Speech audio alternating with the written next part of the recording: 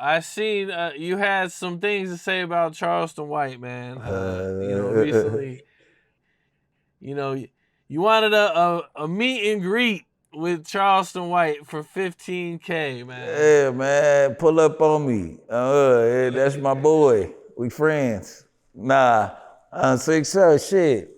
You know me, Charleston White be running his mouth and shit, always talking. I just happened to be back in Texas. I wanted to see if he wanted to back up any of that shit he was talking about.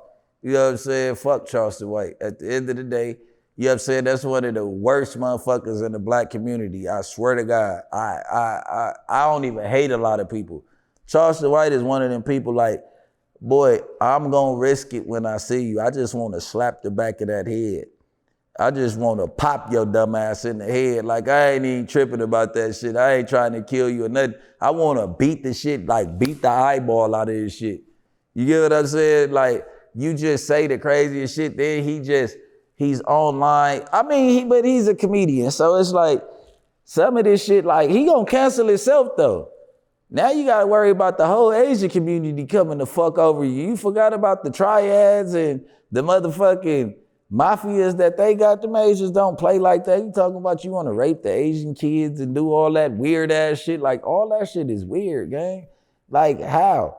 Like, how can you be trying to bring peace or bring us up out of what we've been through as a minority or the most hated race on earth, whatever they want to call us?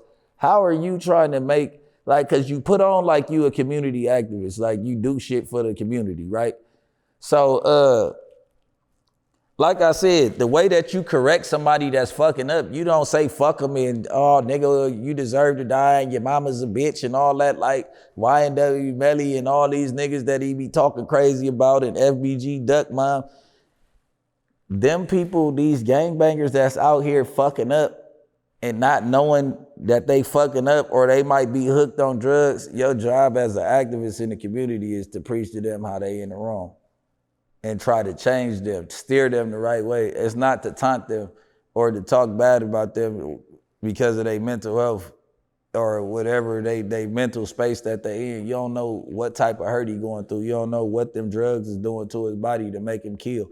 You don't know, you get what I'm saying? You don't know where he's at in life. You don't know if he's been pushed, maxed out on all options and now he's just a killer. Or you talk about motherfuckers who sell drugs, but you smoke weed.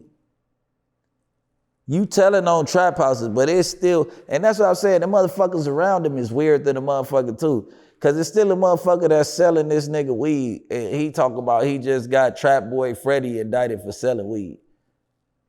You get what I'm saying? Like, you're the worst type of person. You are a motherfucker, like, you gonna snitch and kill. Or you gonna, like, you get what I'm saying? Like, you gotta play one side of the fence. If you gonna be a fucked up dude that just go on rants and do what you do, so be it, my nigga.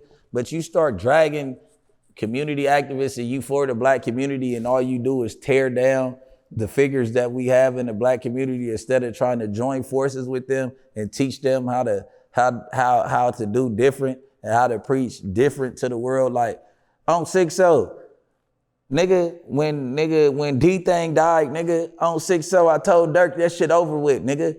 Like, come on, cuz, like, everybody, like, hey, we ain't dissing them niggas no more. Fuck 63rd, fuck everything they stand for, whatever the fuck you got going on. Like, nigga, leave that shit alone. Leave that shit alone, bro. Because now it's gonna keep on continuing to happen because you have multiple millions. You're doing good. They're trying to end your run because you are everywhere dissing these niggas. I know that it's been history with y'all, you know what I'm saying? But leave the shit alone. Don't say their names no more. You can still handle business. You know, that's what I do. I stand on business. I ain't telling you to stop whacking their ass. I won't. Because I know what hurt. Like, I was hurt young. I was 13 when my brother died. I was hurt. I might have been 12. You know what I'm saying? Like, nigga, that shit like all the blur. That shit all the blur. On 6-0.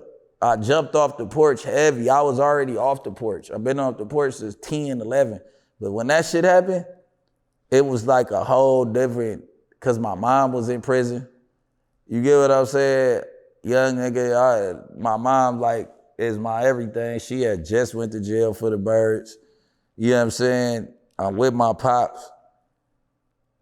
And like I said, I be holding resentment sometimes against him about that shit, but not for no reason. It just be like, oh, cause he had kicked my brother out the house probably like, just on some grown man shit, probably like 6 months, a year before that shit.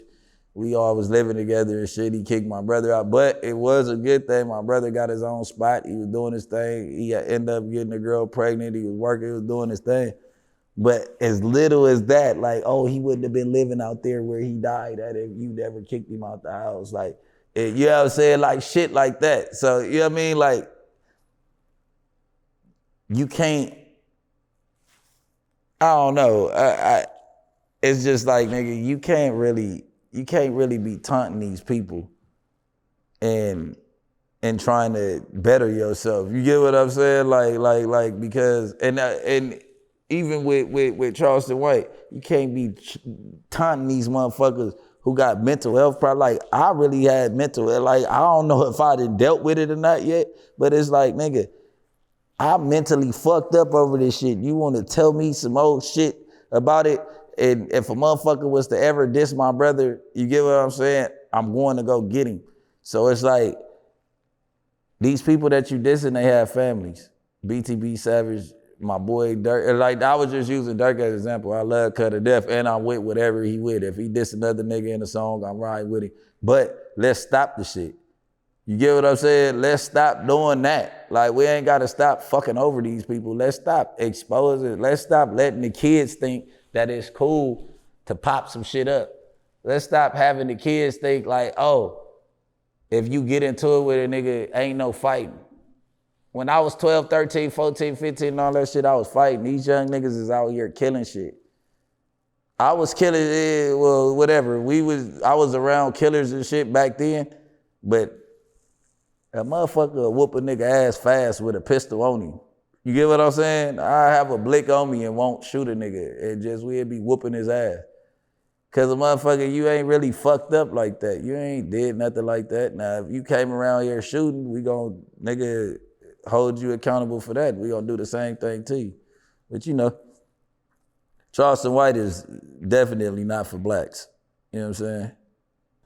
What's up? This is Cam Capone. We got more content like this coming soon, so hit that like button, subscribe, and stay locked in to Cam Capone News.